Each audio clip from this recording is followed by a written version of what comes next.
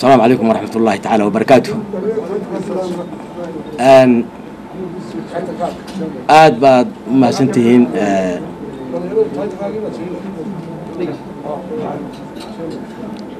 wafdiga noo yimid iyo jaaliyadda labadaba halkan iskugu timid oo martiqaadka u samaysay intaba aad bay u mahadsan yihiin.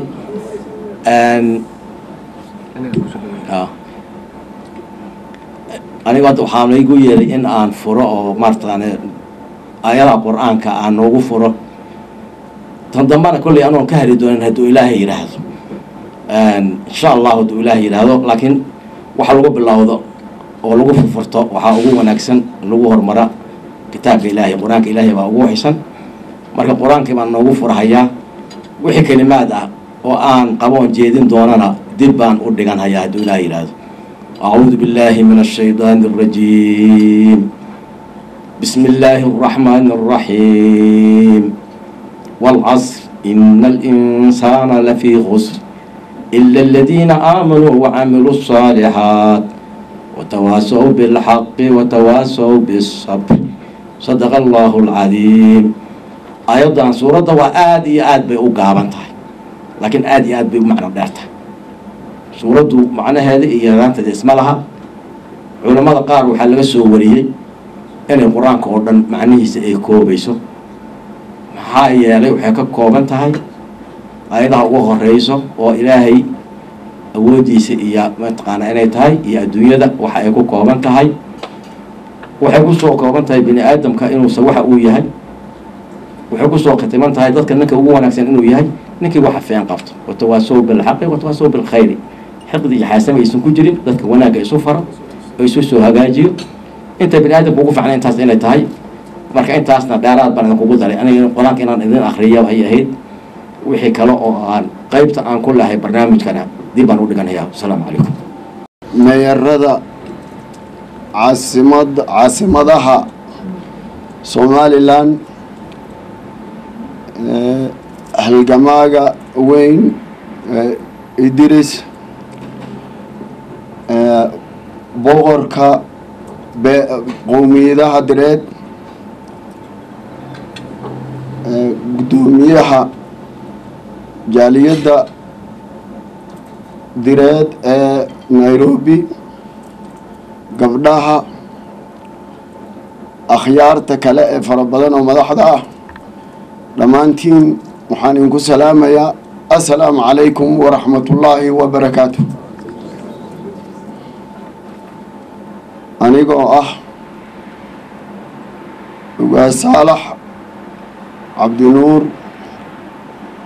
oo ugaaska beesha suro ah kana mida jaaliyadda nairobi waxaan soo dhoweynayaa oon si aad ah u soo dhoweynayaa guddoomiyaasha xisbiyada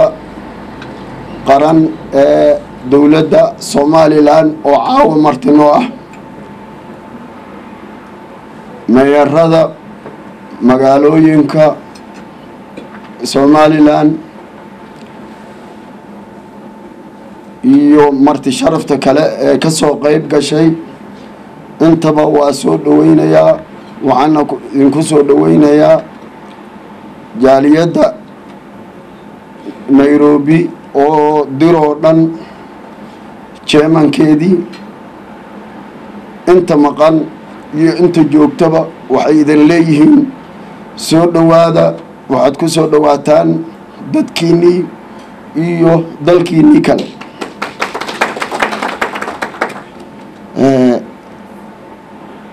waxaan idinkugu mahadcelinaynaa sida sharafta leh oo aada noo soo qabisheen oo markaan niri martiqaadkii si aada nooga aqbasheen aada iyo aad baan idinkiiga mahadcelinaynaa. waxaan ilaahay idinkiga baryaynaa wixii aada doonaysaan ood higsanaysaan ood ilaahay ka baryaysaan oo dadka aad adduunka ka doonaysaan inuu ilaahay idiin sakhiro ayaan ilaahay inkiiga baryayna soo dhowaada aniga hadal kale iguma jirin waa un inaan furo ayaan aan rabay waa idiin soo dhowaynaynaa aad iyo aad baanu ugu faraxsannahay sida aad maaragtay aan kulankiina aad iyo aad baan ugu faraxsannahay marka ugu horeysa waxaan soo dhaweynayaa marti sharafta maanta nala joogtaa gudoomiyaha ucid faysal cali waraabe gudoomiyaha kulmiye muuse biixi general iyo gudoomiyaha wadani abdiraxmaan maxamed cabdullaahi magordhtaas loo khalday waan u haystay si fiicane soo dhawaada markaa waan soo dhaweynayaa waxaan soo dhaweynayaa meerada sharafta leh ee somalilan ka yimi wada jooga halkay maanta fadhiya somalilan ka yimi baan somalilan si fiican u sheegay waxaan salaamayaa kale odayaasha sharafta leh ee reerka waxaan salaamayaa boqorka dirka boqor cabdulqaadir ee halka fadhiya waxaan salaamayaa marti sharafta joogto oo dhan baan salaamayaa asalaamu calaykum waraxmatullahi wabarakaatu horta anagu maanta waa noo sharaf weyn waxay sharaf weyn u tahay fursad caynkan oo kale ah oo lagu soo dhaweyn karo maanta nimankii waddanka somalilan beri wadi lahaa ayaa nala fadhiya markaa anaga waa noo sharaf weyn waddan dhanbay maalan waxaan odhanayaa waa noo sharaf aada u weyn jazaaka allah khayr qolada maanta marti sharafka hagaajisay na aad baan ugu mahadnaqayaa ee maanta shaqada maanta qabatay ee cashadaa wanaagsan nagu soo dhaweysay waxaan odhanayaa aan doonaya inaan anigu idhaaho reer somalilan howlo badan baad qabateen aad baan idinku mahadnaqaynaa waxaa qabateen dhulkiinnii oo aan jirin ayaa dhisteen dhulbaad ka dhigteen maanta dadkiinnii waxay hooydaan iyagoo og inay beri soo toosi karaan ama ay cuntadooda heli karaan ama ay gurigooda seexan karaan taas waa hawl weyn oo badan oo qabatay ilaahayna la qabtay taa aad baan idinku mahadnaqayaa waxaan odhanayaa reer somalilan aan u sheegayaa cadowgii inuu badan yahay waa ogtihiin malihiin ma ogidin waad ogtihiin si fiican baad u garanaysaan laakiin problemka idinka haysta waxa weeyaan cadowgiina laftiisu maalin kasta wuu isrogaa maalin kasta wuu isrogayaa maalin kasta weji kaluu la imanayaa halkaa ku ogeydeen wuu ka torkayaa meel kaluu soo marayaa marka arrimo badan baa idinku furan neighborskiina peace baad ka rabtaan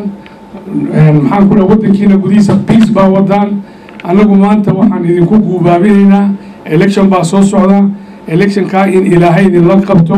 uu peaceful noqdo oo ammaan la helo ninkii soo baxay ilaahay si uu soo baxo uu waddankii wado ha ku qaybsamina ayaanu dhoranaa ha ku qaybsamina waxaan doonima inaan aada u hadlo waayo waqti dambe weeyaan laakiin aad baan u faraxsanahay waxaanan doonaya inaan kusoo dhaweeyo madaxda halka joogta waxaan doonaya horta boqorka inaan kusoo dhaweeyo oo boqorka idin salaamo oo aad aragtaan boqorka dirka ereyga dirkana waxaan doonaya si wanaagsan marka hore aan in yar ka yar hor dhaco boqor cabdiqaadir waxaa lagu soo caleemo saaray britain halkan laguma soo caleemo saarin britain dirka oo dhan baa isugu tegey isaaq uu ku jiray reer dir oon ku jirin ma jirin waxaa lagu soo caleemo saaray london markii lasoo caleemo saarayna aad bay u fikireen waxay yidhaaheen maxaanu yeellaa xaggee ayuu wax ka bilaabi karaa waa la fikiray in loo diro jibuuti ka bilaabo in somalilan uu ka bilaabo inuu etoobiya ka bilaabo inuu meel kasta waa la eegay markii ugu dambeysay waxaa lagu goostay dir oo dhan meesha laga helayo mar qura laga helayo waa kenya dir halkan reer dir oo ka maqan ma jiro dirkii soomaaliya ka soo yaacay halkan u jooga ka etoobiya ka yimi halkan u jooga ka kenya u jooga marka waxa weeyaan dir oo dhan ba halka jooga waxaa la yidhi halkaa ka bilaabo qadiicadda yani programkan dirka waxaan doonayaa inaan iyo isaga laftiisa laba erewan ka idhaaho cadowga somalilan cadowga jibuuti cadowga inta ay dirku degaan oo dhan waa garanaysaan waa taqaani si fiican cadowgaasina isaguma nasto inagu waynu seexanaa waynu soo toosnaa iyagu ma seexdaan 24 hours waxay ku jiraan halkan anagu joognaa waan ka warhaynaa 24 hours scheming bay ku jiraan schemingkooduna waxa weeyaan sidaad u dhacdaan siday isu dilaan siday u baaba'aan marka idinkuna haddaad seexataan annaga hadhowto yaan la odhanaya maanta waxaan naf maanta waan noolahay waan hadli karaa intan un baan isdhaafinayaan leeyahay ha idin gaadho waayo beri aniguba ma joogo dadkana ma joogaan waxaan idin leeyahay haddaad urursan weydaan dir you don't stand a chance haddaad dir urursataanse you stand a chance because populationka ugu weyn horn of Africa dir weeyaan marka programka ha yaraysanina interestkan anagu leenahay waxa weeyaan inaan Somaliland ay ku noolaato Djibouti ku nabad gasho oo southka Soomaalida joogtana ay ku nabad galaan intention baa jira marka halkaasaan kaga baxaya boqor Cabdiqaadir baan soo dhaweynayaa wabillahi tawfiiq xisbiga Ucud Faysal Cali Waraabe gudoomiyaha xisbiga kulmiye Muuse Biixi Cabdi gudoomiyaha xisbiga wadani ahna gudoomiyaha baarlamanka Cabdiraxmaan Maxamed Cabdilaahi lixda maayir ugaas Saalax jeermaanka qowmiyadda direed ee East Africa Maxamed Madar odayaasha hablaha dhalinyarada dhammaan waxaan idinku salaamayaa salaanta islaamka assalaamu calaykum waraxmatullaahi wabarakaatu waxaa mahad iskale ilaaha isugu keenay caawa halkan innaga oo soo dhoweynayna waftigeennan qiimaha badan sharafta leh ee inooga yimi waddanka Somaliland waxaa inala jooga maanta wafti qiimo badan oo sharaf leh waxaan leeyahay ilaaha jaaniska ina siiyey ayaan u mahad celinaya anigoo ku hadlaya magaca qowmiyadda direed saddexda gudoomiye iyo shanta maayir waxaan leeyahay qowmiyadda direed dhammaantood anoo magacooda ku hadlaya waxaan idin leeyahay waxay leeyihiin gacmo furan ku soo dhowaada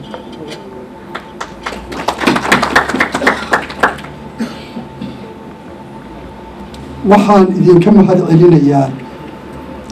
haddii aad tihiin golaha fulinta dowladda Somaliland golaha baarlamanka saddexda xisbi maayirada iyo madaxda reer Somaliland sida nabadgelyada wanaagga iyo sharafta ay ummadooda ku hogaamiyeen ayaan aad iyo aad uga mahad celinaya waayo ninku haddii waxaa wada leedihiin uu qabto isagu ugu yaraan waxa aad ku soo celisaa waxa ugu yareed ku soo celisaa waa inaad u mahad celisaa marka wax aad u qiimo badan oo sharaf leh oo lagu faano runtii ayaa qabateen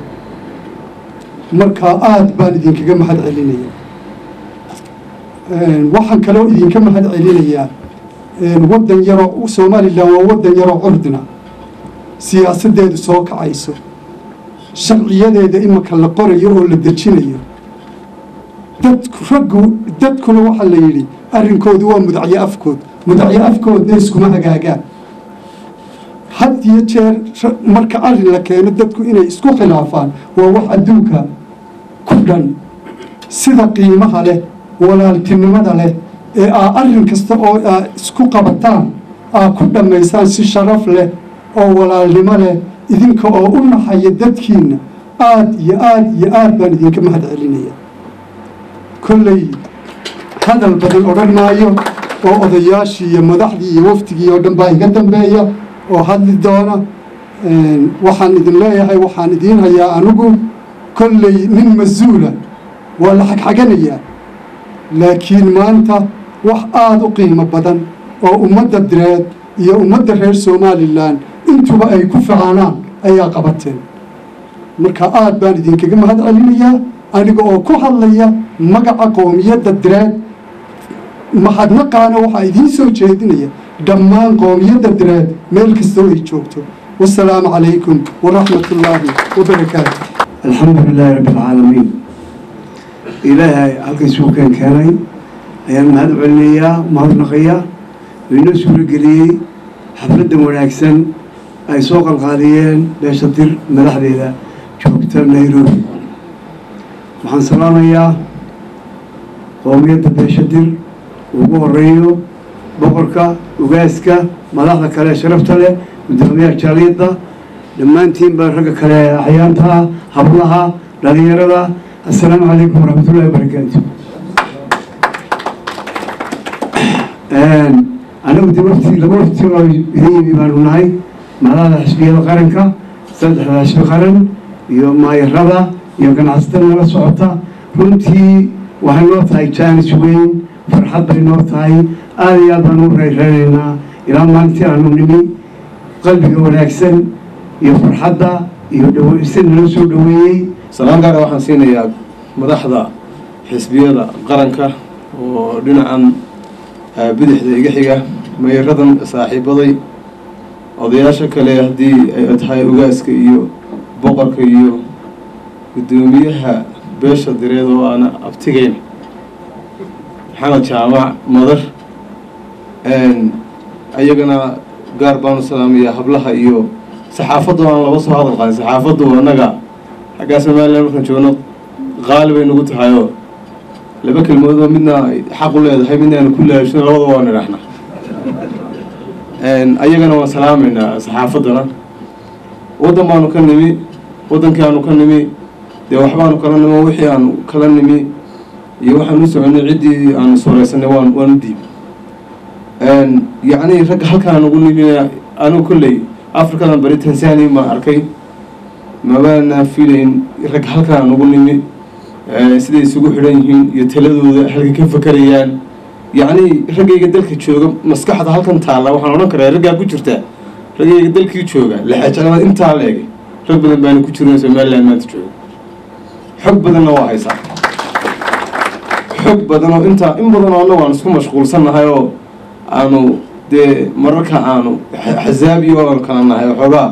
waa kala yara qoqobanahay xagga siyaasadda markay noqoto waxaa laga yaabaa mashquulkayga anagu isku mashquulsanay idinku meelo kale ku mashquulsantihiin waana ku mahadsantihiin aad iyo aad baan idinku mahadnaqay waayo reerka haddaan la helin nin hoosta kala jooga oo bahalka yar dacwada iyo muxuu ahaaye jiifaaga yar iyo waxaa xoolaha ka ilaaliya maskana dumarka ka dila aan la helin nin korka kala joogo libaaxa iyo dadqaadka iyo ninka geela dhacaan ka ilaalinaya aan la helin labadaa nin haddii aanay la helin reerkaasi ma dhaqmo. salaan ka bacdi waxaa maanta ama caawa farxad weyn bay noo tahay annaga dareenkayga wax badan bay aad ay u qaadaysaa. waxaanu ka nimi dhul lagu faraxsan yahay oo Somaliland lagu qanacsan yahay oo Somaliland lagu seexdo. waxaanu nimi dhulka isaguna la dhigiisa ah oo lala faraxsan yahay. marka halkaa caawa waxaa nooga caddaatay oo runtii aan ididilada iyada in badan saroo sii qaadaysa waxaa la xiliya kuwa kugu jira maahay waa kuwa lagu garab taagay. weliba dee halkan caawa way baanaynaa say u taallo mar haddaynu dir isugu nimi dee weyn baana macnaa waxbaynu sheeganay wey. ilaahay subxana watacala waxaan ka rajaynayaa guul Somaliland oo guul. assalaamu calaykum. dhammaan akhyaarta meesha isugu timi muxuu ahaa boqorka ugaaska gudoomiyaha jaaliyadda madaxda xisbiyada qaranka saaxiibada maaragtay maayarada nala aan wada soconno hablaha qiimaha leh saxaafadda dhammaan ka soo qaybgalayaasha maaragtay xafladdan qiimaha leh dhammaantiin waxaan idinku salaamayaa salaanta islaamka assalaamu calaykum waraxmatullaahi tacaala wabarakaatu. runtii hadalka intiisii badnayd waa la yidhi waxaan ka mahad celinaynaa sida qiimaha leh ilaa maalintii aanu soo gallay annagoo ka soconnaa ururka dowladaha hoose ee dalka isla markaana xubinka ah ururka dowladaha hoose ee East Africa oo marar fara badan oo hore aan u tagnay wadamada East Africa sida Tanzania iyo meelo kale fara badanba dhammaantiin waan ka mahad celinaynaa. waxaan anigu ku soo koobi lahaa maadaama hadalka intiisii badnayd la yidhi somalilan runtii loo baqi maayo maanta meel loo baqana ma joogto maalinba waxbaynu dhisaynay nabaddaa la dhisayey waxyaabo kaloo fara badan baa la dhisayey dowladnimadaa la dhisayey shuruucdaa la dhisayey maantana waxaynu taaganahay inaynu dimuqraadiyad iyo xisbiya maaragtay furannay oo alxamdulilah ay tahay marka waxaan idinku bishaareynayaa un anigu oon kalsoonideeda qabaa oo saanwadkayga u hubaa inaanay somalilan marnaba maaragtay dhibaata soo gaari doono insha allahu tacaala ugaaska boqorka guddoomiyaha jahriyadda guddoomiyaasha saddexda xisbi qaran marti sharafta kale aan soo qayb gashay haweenku oo ku jiro waxaan leeyahay asalaamu calaykum waraxmatullahi wabarakaatu horta intii la hadlayo o dhan hoos oo yar foro waxaan lahaa war meesha ugaas iyo boqor ka hadleen hadalba idinma yaallo laakiin haddii ay dhacday in lanoo yeedhay waajib bay nagu tahay inaan kelmaddeeda ka nidhaahno hadallo aada u qurux badan baa runtii halka kulley laga soo jeediyey oo aada u wanaagsan oo dardaaran iyo talaba isugu jiro iyo duco boqorka waxaan leeahay iyo ugaaskaba dadkiinnii baa jooga halkan oo aada maanta ku casuunteen oo madaxdii ugu sarraysay ee saddexda xisbi qaran ay halkan fadhiyaan oo kuwii uga sii hooseeyey ee mayaradii degmooyinku ay halkan fadhiyaan aada noogu ducey baan ku leeahay waan salaamaya waxaan salaamaynaa boqorka waxaan salaamaynaa qolada ka timi somalilan ee xusbiyaasha u sarreysa waxaan haddana aada u salaamaynaa ninka u sarreeya dee parliamentka somaliland somaliland speakerkii baa jooga on behalf of the house of representativeska somaliland dee salaan nooga gudubsi maxaa la yidhaha qolada xaggaa joogta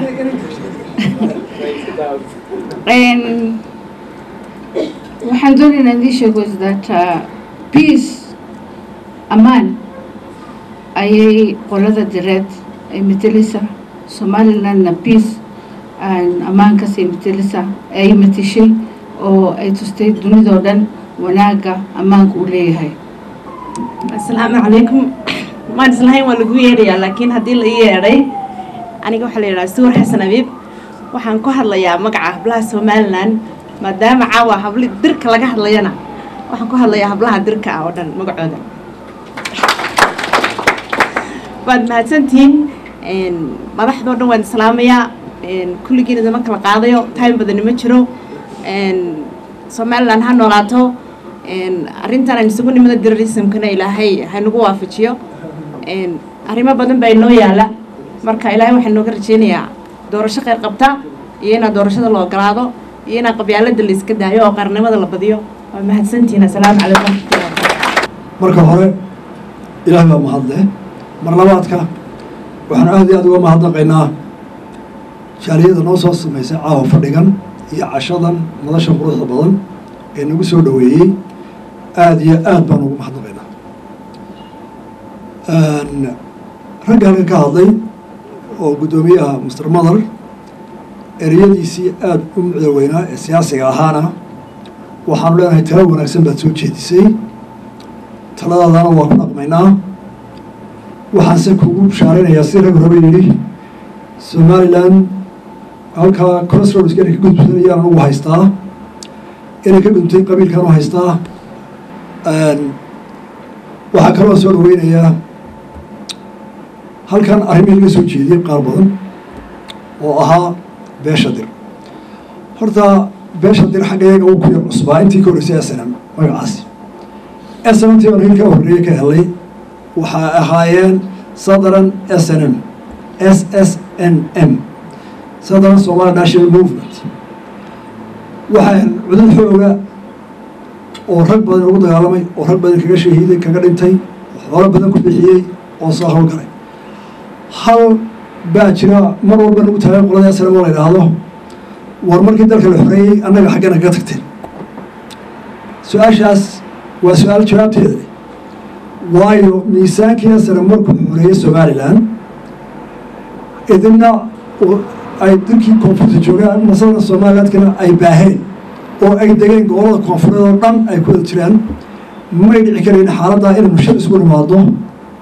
si la isku daayo laakiin majoritigiini iyo halgankeena wuxuu ahaa somaliland oo ahayd dee halkii weynay inay xorriyad timaado taa micneheedu ma aha waanu ilownay ama waanu ka maaranay ama waanu ka tagnay walaaladeedii nala soo hawlgalay ee nala soo hilgalay kamaanaan tegin ee sidii baynu u nahay oo sidii baynu sare wada nahay oo sidii baynu ugu wada dhimanaynaa oo sidii baynu isku mid u noqonaynaa oo nahay horaya daba waxaa taariikhda xusaysaa hiilkii ugu weynaa ee sare loo geeyey waxa geeyey hiilku qoriga war maaha lacagta maaha waa arrinkii ugu weynaa taariikhaha ee dhacay ee asana loogu hiliyey waxaa galay sheekh suulil allah u naxariistee hargeysa ku dhintay 1957 ayaa soomaali oo dhan xamar maxamed siyaad bare ku shiray weli number 4 shirkii markii la isku waxaa ka maqnaa isaan dhowr nin baa ka hadlay laakiin suulil baa yidhi shirka suugu furmaya iyadoo isaan ka maqnay tani waxaa la weydiiyey oo sheekh adiga isaan xaggees ka timaadaa maxaa kuu xidhay dee wuxuu hi ikhwaan qur-aanka aayadda haddaan bismi illahi raxmaan raxiim lagu bilaabin miyaa la akriyaa mayaa la yidhi soomaalidu timada isaan ka maqayna waa qur-aan bisi ka maqayn buri ee shirka sidaa lagu xidhay shirkii xaashi warigaa sidaa lamida ku raaciyey waa taariikh dhacday markaa maanta waa ognahay beesha dir koonfureed dhibaatooyinka ka jira gobollada dhexe kuwa jubbooyinka hiiraan kasagow waxay galeen marxaladaha marka maaragtay dagaaladu sii dhammaanayaan meel walba haddii dagaal weyni dhammaado aftermath baa la dhaha yani waxaa la dhaha raadaynta dagaalka annaga waana soo martay 91-93 waxaa weye markay dagaalada weyni dhammaadaan gufaaca markuu ku dhaafo gufaaca ka dhacda koonfur oo dhan waxaa ka socota gufaacadii dagaalka dagaal weyn bay galeen oo fara badan oo noocyo badan ayaa lasoo galay koonfurtoosdaba socday waxaad moodaa imika inay gufaacooyinkii oo degmooyin hoose iyo district hoose maraya gobollada oo dhan ka socdaan gaalkacyo ka soo bilow ilaa iyo kismaayo meel walba marka waa ognahay xanuunka waad la dareemaynaa dhibta waad la qaybsanaynaa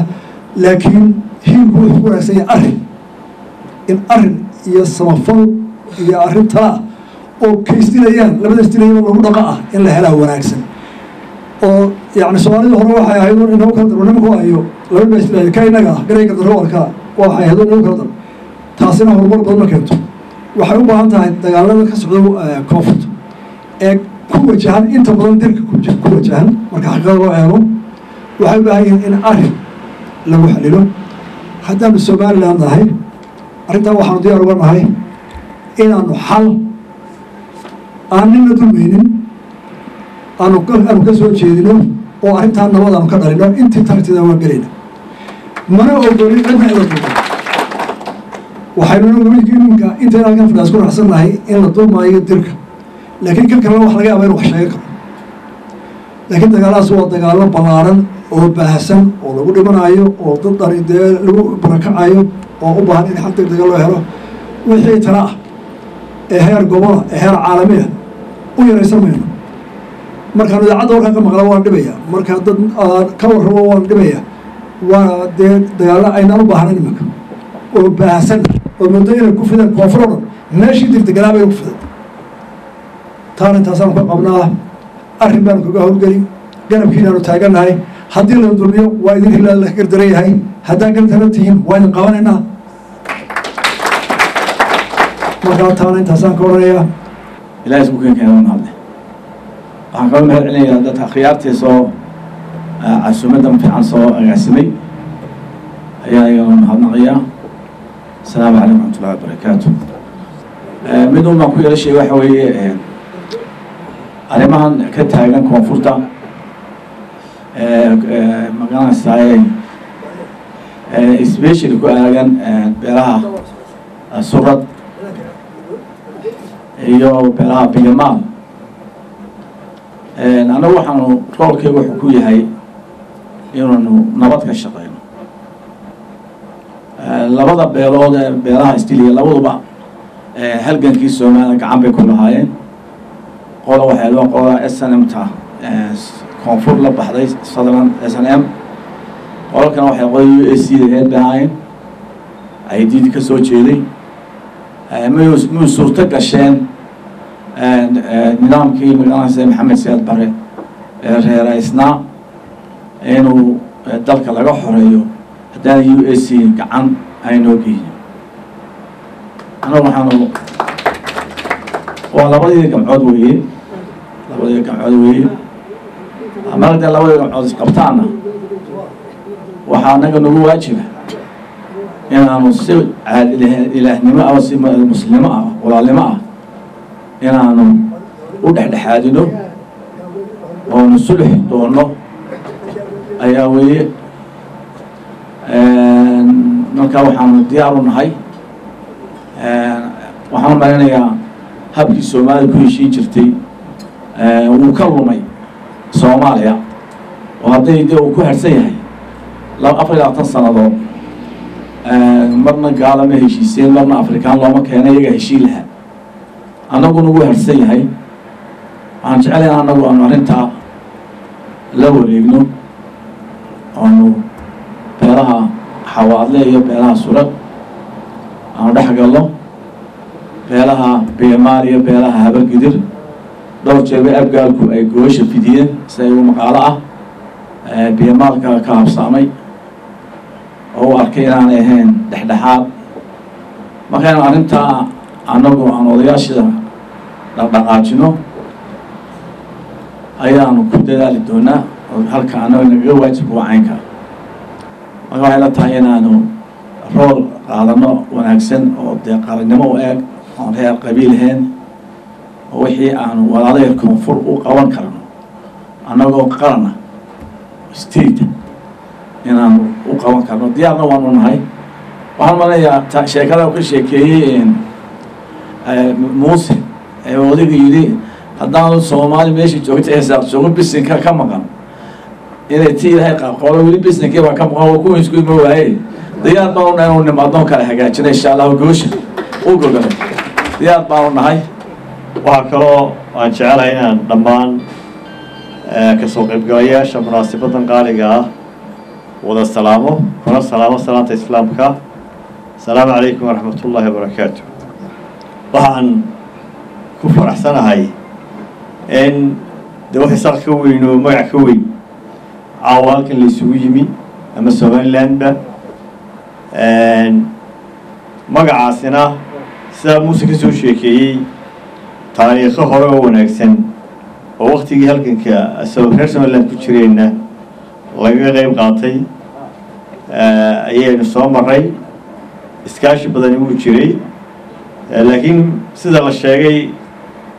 markii la boqorayey boqorka waxaa halkan loogu dooray waxaa la waa meesha ay ugu badan yihiin ee xarunta ah marka waxaan jecel lahay in iskaashiga dirku maadaama halkan dee xaruntiisii tahay uu ka muuqdo oo hadday tahay waktiga doorashada dalka kenya hadday tahay iskaashiga iyo dhaqaalaha iyo ganacsiga hadday tahay bulshada iyo isdhexgalkeeda hadday tahay taakulaynta meelaha kale ee dirku dego somalilandna waxay la tahay dee waa idiin furan tahay dhammaanteen dir o dhan waa furan tahay soomaali waa wada furan tahay hargeysiyo cid waliba way joogtaa maanta laakiin hargeysa inaad soo xoojitaana oo dad iyo xoolaba kusoo xoojisaan waa idin diyaar iyo waddanka somaliland intiisa kaleba waxay isla tahay uun martiqaadkaana dee waa soo celin doonaa haddii ilaahay ka dhigo mid ka weynba